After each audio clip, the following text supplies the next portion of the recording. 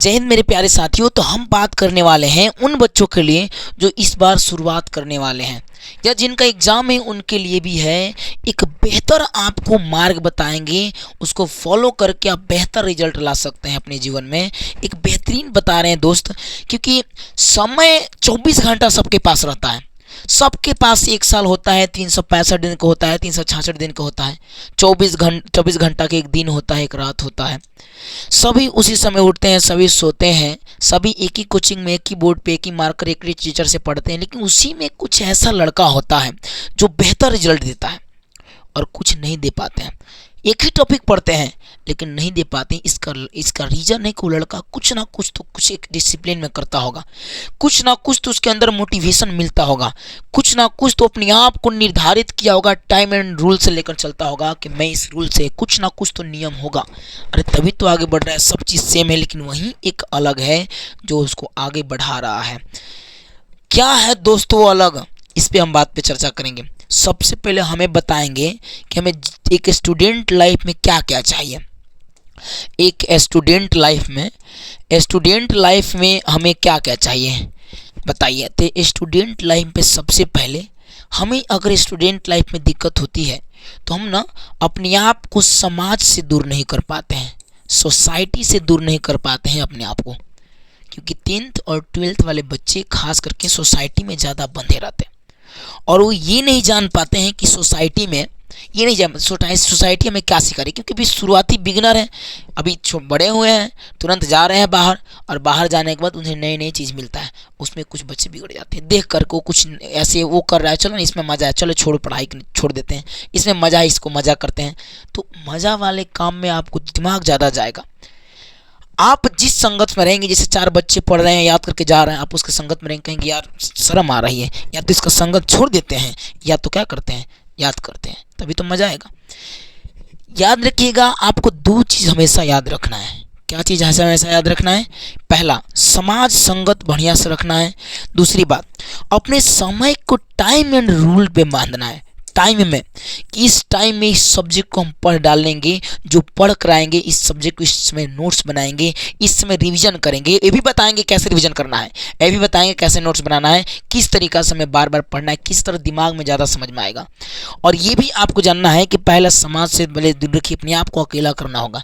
क्योंकि जब तक आप अकेला नहीं रहेंगे तब तक आपको ये एहसास नहीं होगा कि आप सही रास्ता पे हैं, गलत रास्ता पे, या तो समाज में आपको हर चीज़ अच्छा लगेगा, इसलिए आप जाएंगे।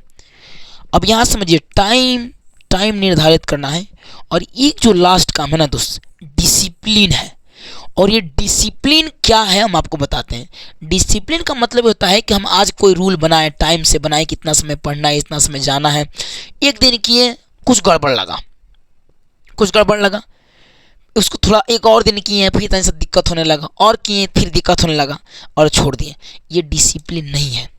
डिसिप्लिन का मतलब होता है कि आप जिस काम में लग गए हैं ना, करते रहिए।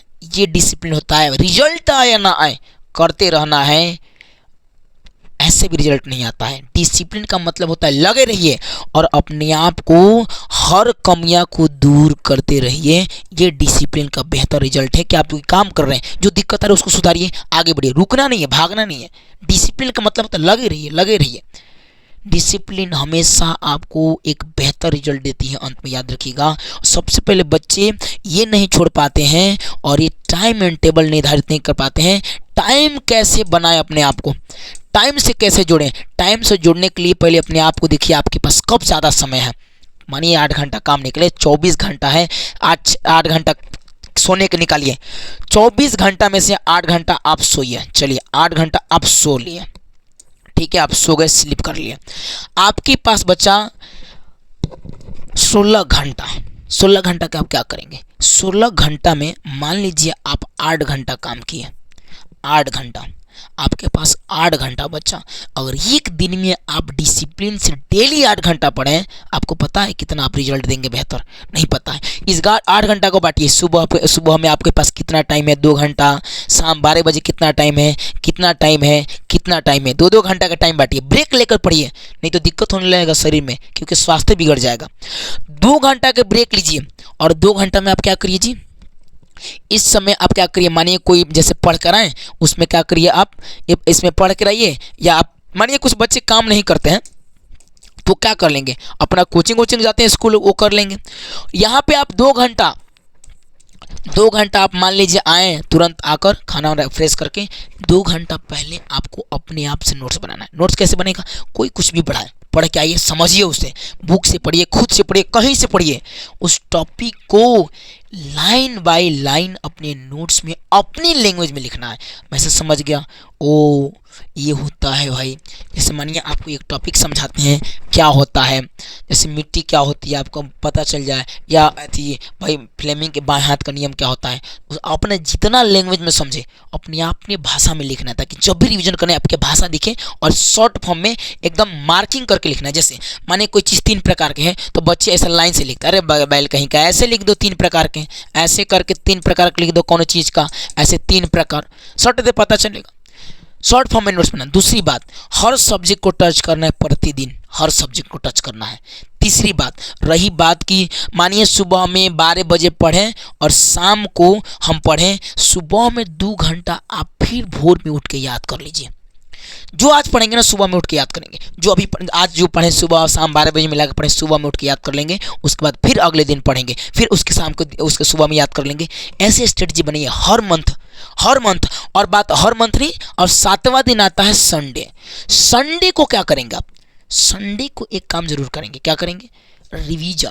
जैसे रिवीजन, संडे को रिवीजन कैसे करना है, संडे को रिवीजन करना है, आप मानिए 6 दिन पढ़ें, 6 दिन में एक दिन में 4 टॉपिक पढ़ें, 6 चौका 24 टॉपिक पढ़ें, तो आप 24 टॉपिक को बैठ कर रिवीजन करना है हर सब्जेक्ट में।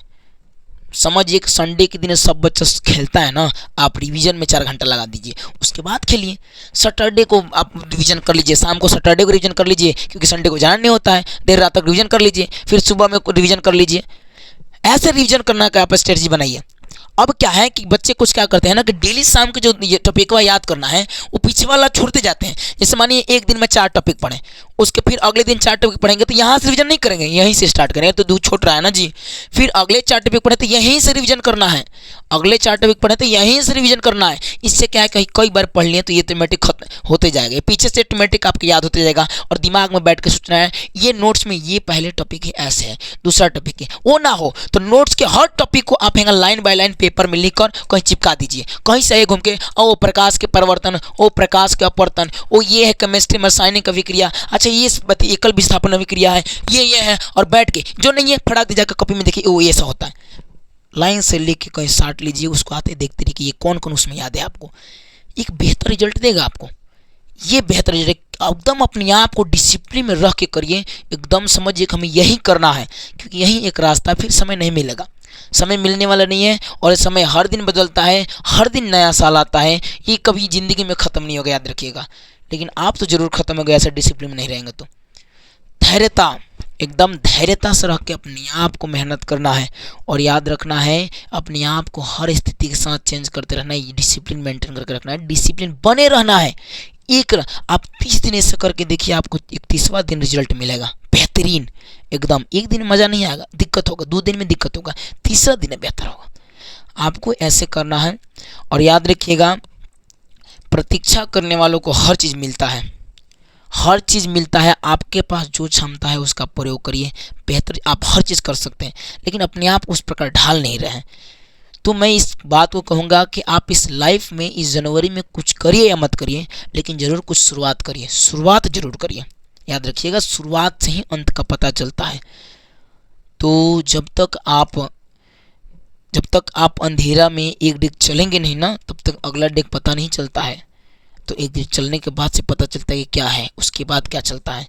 ऐसी ही होती है हमारी लाइफ में, एक डेग चलिए आपको अगला डेग खुद पता चलेगा, अगला रास्ता खुद पता चलेगा मेरे प्यारे साथियों, अगले दिन खुद पता चलेगा। तब तक लिए जय हिंद, मिलते हैं आपको एकदम। हम भी मार्च से नए सिलेबस स्टार्ट करेंगे क्लास 10th और क्लास 12th को। तब तक लिए जय हिंद, ऑनलाइन क्लास में इसी चैनल पे, बिहारी धनुष के चैनल से। तब तक लिए जय हिंद।